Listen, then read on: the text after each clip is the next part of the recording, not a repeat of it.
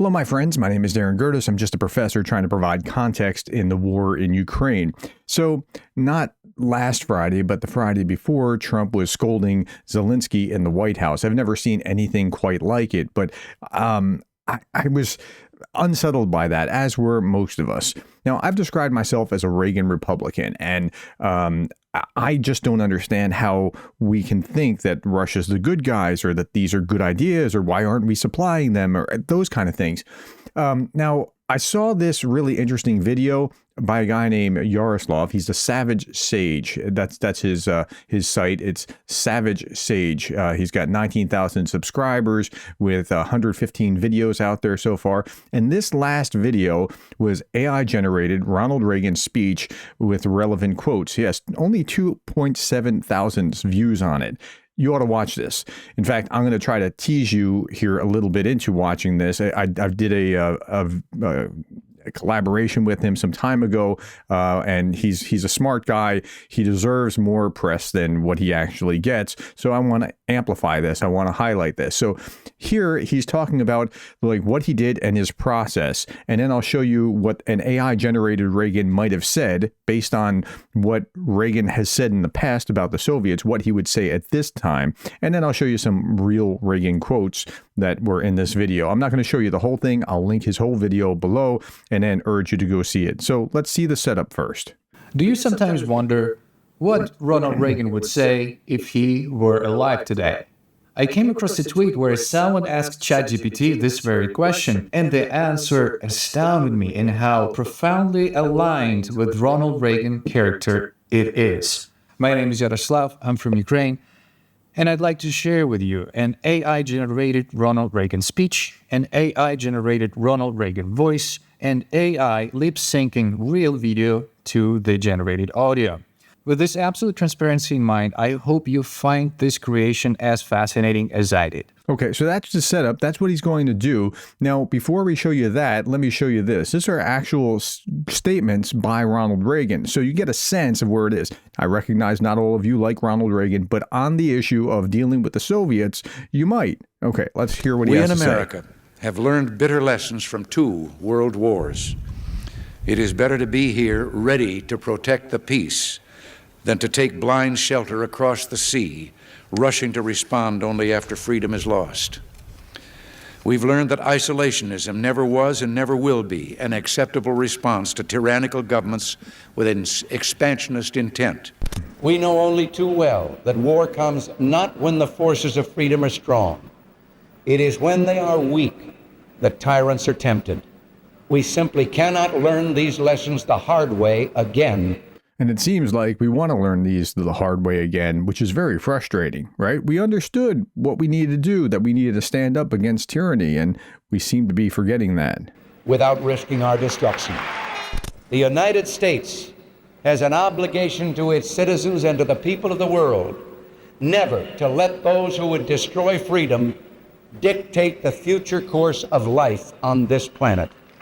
Our peaceful trading Okay, partner. so that's what I wanted to show you there. There's a number, and he goes on and on with it. You can go and watch the actual video and see more for yourself. Now, let's look at the AI-generated Ronald Reagan and see what he would say. Now, it's not perfect.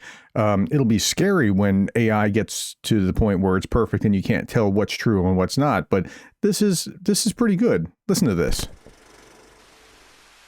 My fellow Americans, I speak to you today, not as a Republican, not as a Democrat, but as an American who believes in freedom, in democracy, and in the sacred duty we have to stand against tyranny wherever it may rise.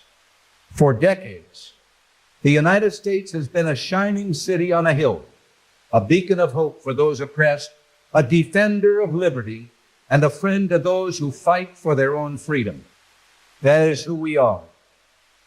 Now, this is drawn from previous Reagan speeches, so some of the some of the words like shining city on a hill actually come from a particular speech. Like, he famously called Russia the evil empire and said that the Russians are liars. And when he was when he thought he was not on a hot mic, he was joking around how I've just signed legislation and the Soviet ends the Soviet Union and the bombing starts in 5 minutes. Like he was steadfast about his support for democracy and his fight against Soviet tyranny. Okay, let's continue. That is who we have always been, and that is who we must remain.